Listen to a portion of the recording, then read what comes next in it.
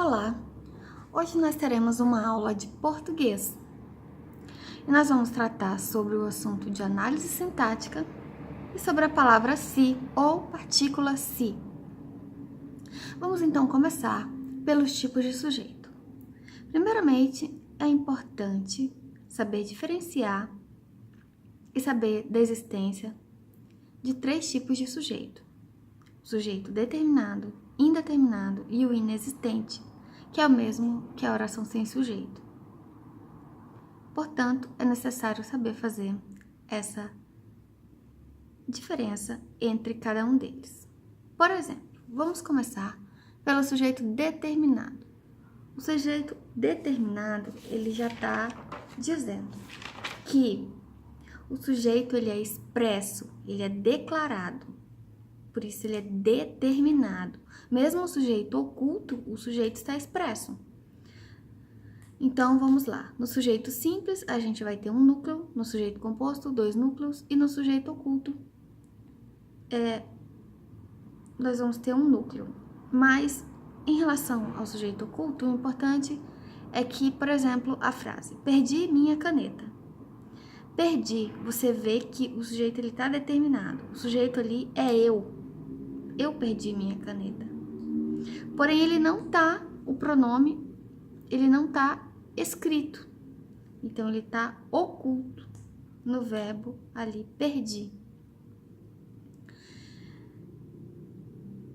Em relação ao sujeito indeterminado. O sujeito indeterminado vai ser aquele em que você vai ler a frase e ele vai estar na terceira pessoa do plural. Ele pode também estar na terceira pessoa do singular, seguido da palavra se, que mais tarde a gente vai falar sobre essa palavra se. Mas eu vou adiantar um pouquinho a explicação sobre ele para você entender sobre o sujeito indeterminado. Então tá, o sujeito indeterminado tem o verbo na terceira pessoa do plural e verbo na terceira pessoa do singular, seguido da palavra se. A partícula se é o índice de indeterminação do sujeito, que indetermina o sujeito. Como ele fica indeterminado, ele é um sujeito indeterminado. Agora, por que eu vou explicar um pouco a diferença de índice de indeterminação do sujeito para a partícula apassivadora? Para você compreender um pouco o sujeito indeterminado aqui. O índice de indeterminação do sujeito, ele vai surgir logo após de verbo intransitivo e verbo transitivo direto. Então, quando você perguntar para o verbo e ele não tiver complemento, for um verbo intransitivo, não tem objeto, ou ele tem objeto, mas ele exige preposição e é objeto indireto, ou seja, verbo intransitivo e verbo transitivo indireto, também tem o caso do verbo de ligação, né? Ele será índice de indeterminação do sujeito. Então, para saber se é índice de indeterminação do sujeito, você vai ter que aprender a fazer a transitividade do verbo. Se ele é transitivo direto, se ele é transitivo indireto, se ele é transitivo direto e indireto. É necessário saber classificar a transitividade e se ele é intransitivo para definir se é um índice de indeterminação do sujeito ou se é uma partícula apassivadora. Dessa maneira, é de suma importância relembrar e estudar sobre isso. Então, vamos dar a sequência. E o sujeito inexistente, que é aquela oração sem sujeito, ocorrem 4 casos, onde nós vamos citá-los aqui. Quando nós temos na frase verbos que indicam fenômenos naturais, choveu muito, ventou, né? São verbos que estão indicando fenômenos naturais. A gente não pode dizer que isso é um sujeito. Esse sujeito, ele é inexistente. Porém, quando esse fenômeno natural está no sentido metafórico, então há sujeito sim. Por exemplo, choveram elogios. A gente vê que não tem como cair elogios do céu na forma de gotas. Então, dessa maneira, é um sentido metafórico. E aí ele vai ter sujeito. Agora, quando tiver esses fenômenos naturais, choveu, ventou, eles serão sujeito inexistente ou oração sem sujeito. O verbo ser e estar, quando indicam clima e tempo. Está frio, está quente. E o verbo haver no sentido de existir. Se você conseguir substituir no verbo haver a palavra existir e ocorrer, então ele é sujeito inexistente. Havia muitos macacos. Você pode colocar existem muitos macacos. Ocorrem muitos macacos. Você consegue substituir pelo existem. Então, ele não tem sujeito. E, por último, o verbo fazer, indicando tempo transcorrido. Por exemplo, faz 2 horas. Esse faz, se ele tiver o verbo fazer, se estiver indicando tempo transcorrido, ele é oração sem sujeito. Portanto, muito importante ali saber diferenciar o sujeito inexistente do indeterminado, né? O indeterminado, o verbo vai estar na terceira pessoa do plural ou do singular, seguido do índice de determinação do sujeito. O inexistente, vão ter verbos que indicam fenômenos naturais, verbo ser e estar, quando indica clima e tempo, verbo fazer, indicando tempo transcorrido, verbo haver, no sentido de existir.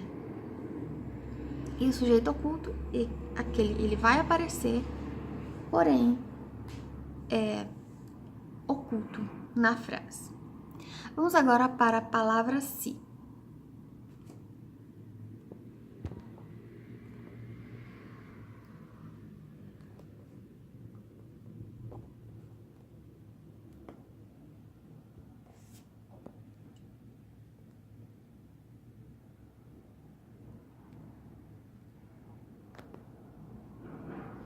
A palavra se.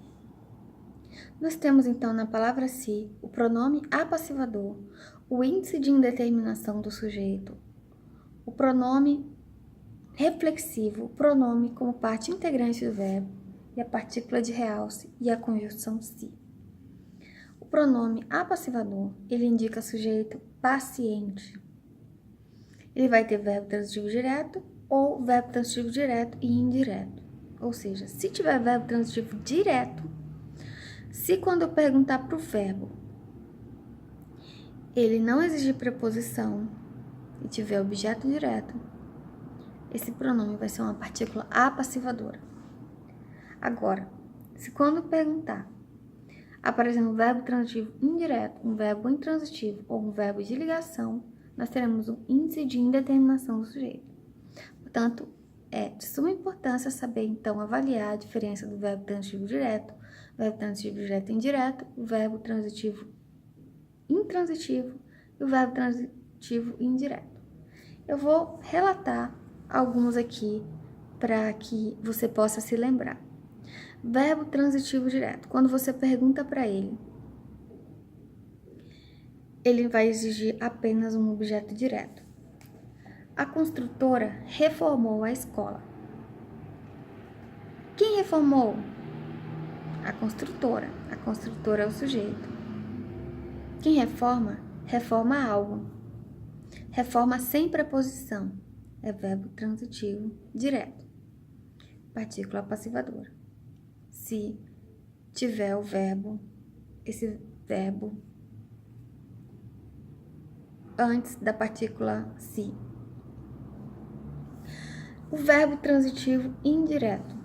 Precisa-se de ajudante. Quem precisa de algo. A pergunta é para o verbo. Se o verbo exige uma preposição, então ele é verbo transitivo indireto. E se esse verbo intransitivo direto estiver antes da partícula se, ele é um índice de indeterminação do sujeito. Nós temos então também o pronome reflexivo, indica a voz reflexiva.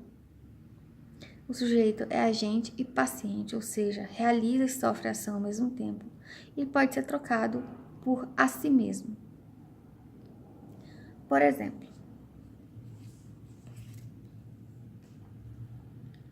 penteou-se rapidamente. Quem penteou-se? Ele mesmo. Ele penteou-se rapidamente.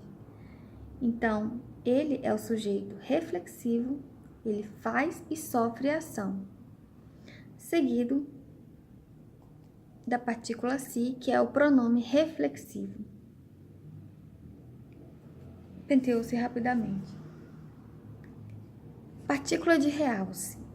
Ela é utilizada para dar ênfase à ação verbal, mas pode ser descartada. Os campos secam-se. A gente vê que é desnecessário esse se depois de secam. Portanto, essa é uma partícula de realce. Pronome como parte integrante do verbo. Existem alguns verbos que, sem esse pronome, eles não existem. Por exemplo, orgulhar-se. Ele não existe sem a partícula se depois do verbo. Não existe orgulhar, não existe queixar, não existe suicidar. O que existe é orgulhar-se, queixar-se, suicidar-se. Dessa maneira, são pronomes como parte integrante do verbo. E a conjunção se. Se você vê uma frase e tiver a palavra se, e você achar que aquela partícula pode ser substituída por caso, por exemplo, o aluno passará caso estudar, caso estude. Então, nós temos uma conjunção condicional, porque está indicando uma condição. É uma conjunção condicional. Agora, se você tem uma frase, a palavra se, que se você trocar por embora, cabe na frase, então isso é uma conjunção concessiva. É uma concessão. Se bem que não estudou, mas foi aprovado. Ou seja, se a gente substituir por embora, não estudou, mas foi aprovado, cabe bem. Então, é uma conjunção concessiva. Bom, pessoal, por hoje é isso. Espero que você tenha relembrado de alguns termos e indico aí o estudo da transitividade dos verbos. Um abraço e bons estudos!